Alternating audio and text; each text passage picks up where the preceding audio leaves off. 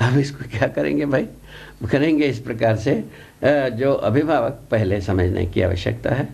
जो शरीर गर्भाशय में रचित होता है, ये सबको विदित होती है, और उस शरीर को चलाने के लिए जीवन रहता ही है। प्रकृति में कोई ना कोई जीवन ऐसा शरीर को चलाता है। वो चलाने की क्रम तब से कब से होता है, ये भी पूछा जाता है। शरीर शास्त्र के अनुसार शरीर को निरीक्षण परीक्षण करने की स्थिति में जब कभी पेट में बच्चे होते हैं, जब से हल डुल शुरू करते हैं, तब से जीवन शरीर को संचालित करना शुरू करता है। यह संभवतः ये चौथे पाँचवें महीने में ये घटना संभावित होता है, अथवा पाँचवें छठवें महीने में होता है। तो इसको हम यदि ध्यान से देखा जाए, शरीर और जीवन का जो संयोजन है, एक माने संचालित करने का मिलन है, गर्भाशय में ही हो जाता है। ये मुख्य बात है, ये भी अपने को ध्यान में रखने की मुद्दा है। और जीवन जो है ना, शरीर नहीं है, इस बात को पहचानने के लिए यही है। शरीर की कोई भी अंग अवयव में न तो न्याय का प्रतीक्षा है, न ही व्यवस्था का प्रतीक्षा है, सत्य का तो प्रतीक्षा दिल्ली दूर है। इन तीनों का प्रतीक्षा अंग अवयव इंद्रियों में होता नहीं, अपेक्षा भी नहीं होता है। इन इंद्रियों में कुछ नहीं होता। आँख में न्याय का प्रतीक्षा होता है, अपेक्षा होता है? नहीं होता है। हाथ पैर नाक कान कहीं भी नहीं होता है। किंतु आप न्याय की अपेक्षा करते ही हैं, प्रतीक्षा करते हैं, मैं भी करता हूँ, सभी करते हैं। किंतु व्यवस्था का भी अपेक्षा हम करते हैं, आप करते हैं। सत्य का भी अपेक्षा मैं करता हूँ, आप करते हैं। इस ढंग से तीनों चीज़ हम आप अपेक्षा भी करते हैं, प्रतीक्षा भी करते हैं। यह सच्चाई है। इसका भरपाई होना ही कुल मिलाकर के जीवन की 10 क्रियाएं प्रमाणित होना है, और कुछ भी नहीं। इसमें बहुत सारा झंझट भी नहीं है, और बहुत सारा रहस्य भी नहीं है। अब रहस्य नहीं है, इस बात कहाँ से ध्रुवीकृत होता है? हर मनुष्य जीवंत ही है, ये तो बात पक्का है। और शरीर जीवंत रहने के लिए जीवन का होना बहुत जरूरी है। जीवन नहीं रहेगा तो शरीर जीवंत नहीं रहेगा, ये यथार्थ है। और शरीर को जीवंत बनाए रखने के लिए जो माने वस्तु है, इसी का नाम हम जीवन नाम दिया है। जीवन अपने में जो सदा सदा शिशुकाल से ही परंपरा के रूप में जो मन की 2 क्रिया चयन आस्वादन को शुरुआतें करता है, ये तो वो तो करते ही रहता है। दूसरा जो विश्लेषण और तुलन में से विश्लेषण तो करता ही है, और तुलन को प्रीहित लाभ के रूप में हर व्यक्ति करता ही है। बाल्यकाल से ही करता है, वृद्धकाल से भी करता है, इसको हम देखते हैं। और जो और क्रिया जो चित्त का जो एक क्रिया है, चित्रण क्रिया को हम तमाम करते ही हैं, करते ही आ रहे हैं।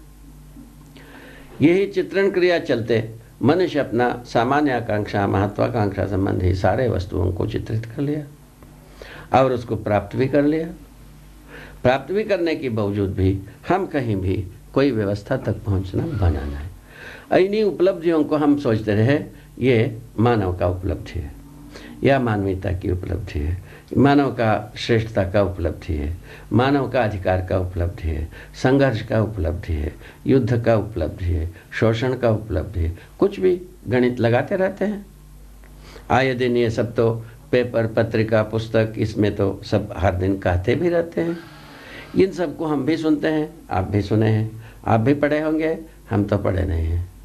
बात इतनी है, सुनने की बात सही है, इतने ही बात है।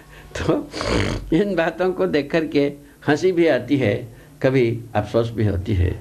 हम कैसे इतने में मान लिया, हम सब मनुष्य के लिए हम सभी कुछ पा गए, मनुष्य को हम अध्ययन कर लिए, ये कैसा सोच लिए? एक पुनर्विचार करने की मुद्दा है। जो कहते हैं शरीर शास्त्र के नाम से लिखा जाता है, जिसको बायोलॉजी कहा जाता है, तो बायोलॉजी वाले तो करते क्या है? तो शव को अध्ययन करते हैं। जीवंत आदमी का एक भी आदमी आज तक अध्ययन नहीं किया। वो कहते हैं बायोलॉजी को पढ़ा दिया। क्या यह सच्चाई है? सच्चाई हो सकता है? कोई अंधरा भी क्या यह मान सकता है? आप ही बताओ, सोचो कि हम एक शव को काट करके मनुष्य का अध्ययन कर पाएंगे? हड्डी को गिन करके क्या मनुष्य का अध्ययन कर पाएंगे? और मांसपेशियों को गिन करके क्या मनुष्य का अध्ययन कर पाएंगे? ये जबकि जीवंत मनुष्य में ही आँख कान नाक में कहीं भी मनुष्य का अध्ययन नहीं होता है। जीवंत मनुष्य में मरा हुआ मुर्दा जब जीवन छोड़ दिया है, ऐसे मरी हुई शरीर को मैंने देख करके हम मनुष्य का अध्ययन कर लिया, ऐसा सोचते हैं। ये इससे बड़ी झूठ, इससे बड़ी लबराई और क्या हो सकता है? मानव परंपरा को क्या क्या देन दिया परंपरा ने? तो झूठ की पुलंदा दिया। इसीलिए क्या हो गया, जो आदमी शिशु गोद में आता है, स्कूल में जाता है, उनके ऊपर यही लादा जाता है, माने इसी झूठ की पुलंदा लादा जाता है। जबकि हम मनुष्य का अध्ययन किए नहीं किए।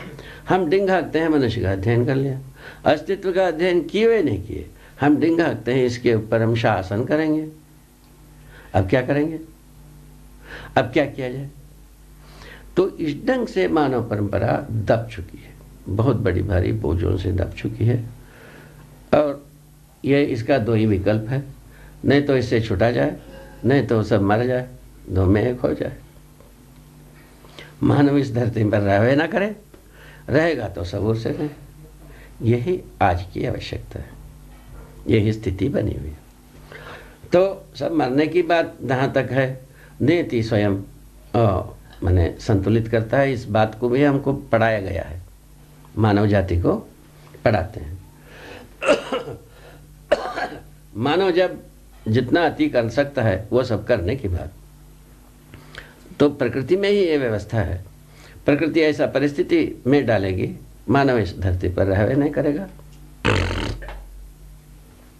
ठीक है। एक तो पर्यावरण की बात, हल्ला दंगा, ये तो हम सुनते ही हैं। तो कितना आदमी मरेगा, कितना आदमी बचेगा, वो सब के लिए उपाय खोजा जा रहा है। कुछ लोग सोचते हैं कि हमारा देश वाले बच जाए, कुछ धर्म वाले सोचते हैं कि हमारा धर्म वाले बच जाए, कुछ परिवार वाले सोचते हैं हम धार्मिक हैं, हम बच जाएं, बाकी सब मर जाए, ऐसा भी सोचते हैं। या ये दिन पेपरों में आता ही है, बचाने वाला यही है।